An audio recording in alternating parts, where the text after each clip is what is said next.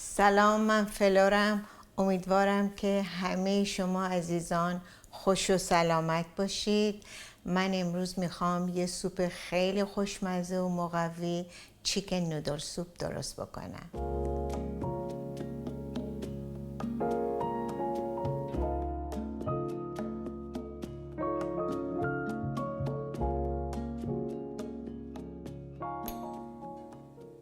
اول کره رو میریزم،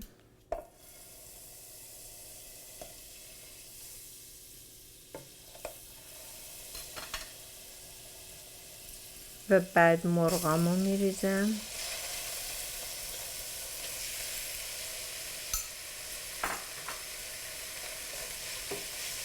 رون مرغ بدون استخون و بدون پوست. یه کمی تف میدم،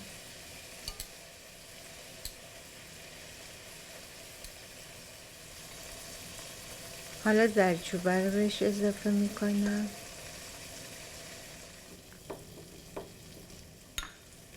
سیر اضافه میکنم، پیاز،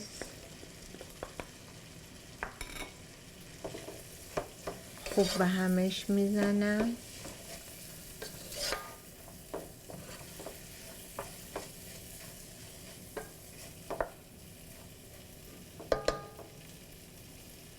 یه کمی که سرخ شد آب مرغ بهش اضافه میکنم،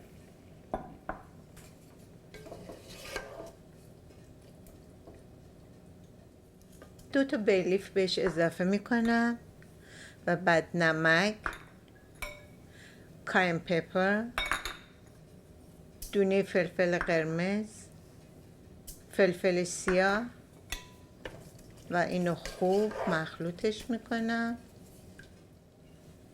حالا درشو میذارم، به مدت 20 دقیقه میذارم که این خوب بپزه.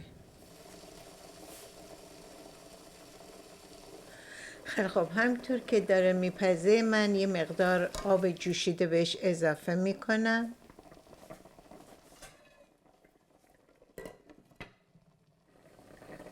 کرفسشو میریزم، هویج میریزم، جعفری خرد شده، یه مقداری رزمری و میذارم حدود یه 7-8 دقیقه بپزه.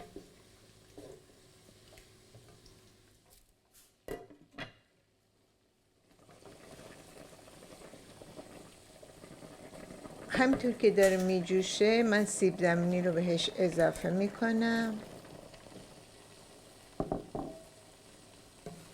خوب اونو به همش میزنم و رشته فرنگی رو بهش اضافه میکنم.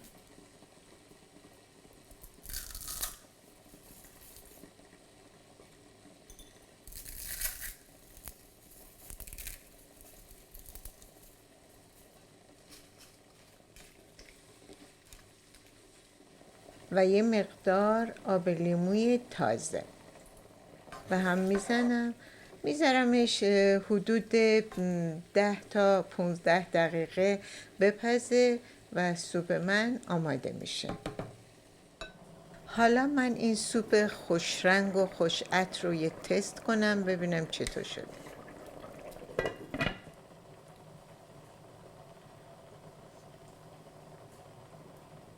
فوق‌العاده عالیه.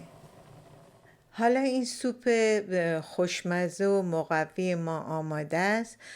شما میتونید اونو با کرکر نوش جان بکنید و یا با نون، با هر چیزی که دوست داشته باشید.